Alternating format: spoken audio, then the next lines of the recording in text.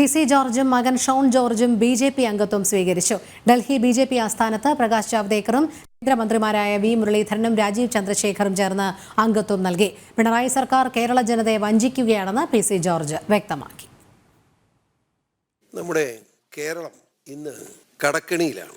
LDFും UDFും മാറി മാറി കേരളം ഭരിച്ചുകൊണ്ടിരിക്കുന്നു. രണ്ടു കൂട്ടരും ഒരുമിച്ച് നിന്നുകൊണ്ട് ഇന്ത്യയെ ഇത്രമാത്രം ശക്തമായി നേതൃത്വം കൊടുത്തുകൊണ്ട് ഭരിച്ചുകൊണ്ടിരിക്കുന്ന പ്രധാനമന്ത്രി നരേന്ദ്രമോദിജിയെ അദ്ദേഹത്തിന്റെ പാർട്ടിയും കേരളത്തിൽ വളരാൻ അനുവദിക്കാതെ LDFും UDFും അഡ്ജസ്റ്റ്മെന്റ് നടത്തിക്കൊണ്ടിരിക്കുകയാണ്. ഒരു രാഷ്ട്രീയ കച്ചവടമാണ് അവിടെ നടക്കുന്നത്. രാഷ്ട്രീയ കച്ചവടം.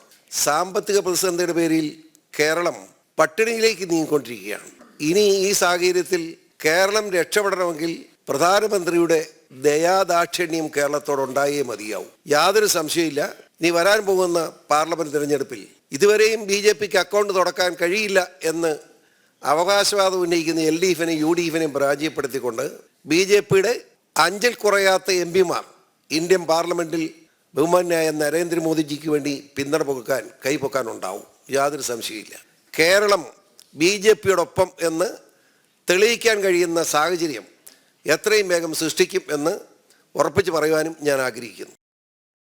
കൂടുതൽ വിവരങ്ങളുമായി ഗൗതം അനന്തനാരായണൻ ചേരുന്നു. ഗൗതം, പി.സി. ജോർജിനെ സംബന്ധിച്ചിടത്തോളം മുതിർന്ന രാഷ്ട്രീയ നേതാവും ഏറെ സ്വാധീനമുള്ള ഒരു രാഷ്ട്രീയ നേതാവുമാണ്. പി.സി. ജോർജിന്റെ BJP അംഗത്വം സ്വീകരിക്കലിലൂടെ കേരളത്തിൽ രാഷ്ട്രീയമായ ചലനങ്ങൾക്ക് വഴിവെക്കുമെന്നുള്ള കാര്യം ഉറപ്പാണ്. എന്തെല്ലാമാണ് മറ്റു വിവരങ്ങൾ?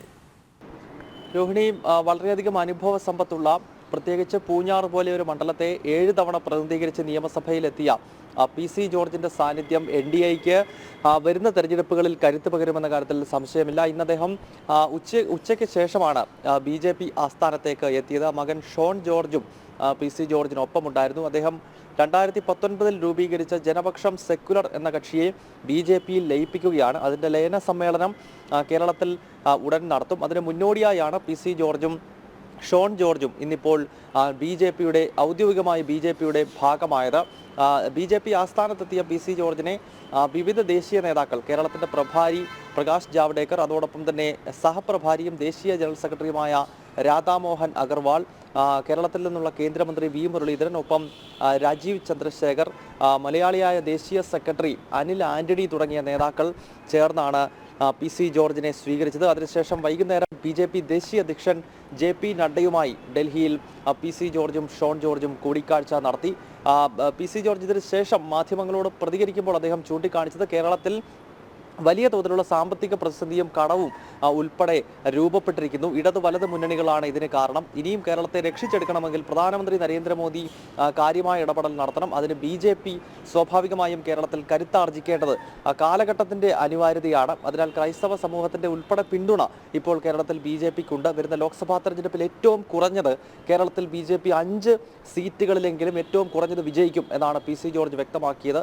2026 നടക്കുന്ന നിയമസഭാ തെരഞ്ഞെടുപ്പിൽ സംസ്ഥാനത്തെ ഏറ്റവും നിർണായക ശക്തിയായി BJP വളരുമെന്നും താൻ 7 തവണ MLA ആയ വ്യക്തിയാണെന്നും അതിനുവേണ്ടിയുള്ള കരുനീക്കങ്ങൾ നടത്തുമെന്നും പി.സി. ജോർജ് ഡൽഹിയിൽ വ്യക്തമാക്കി. രോഹിണി.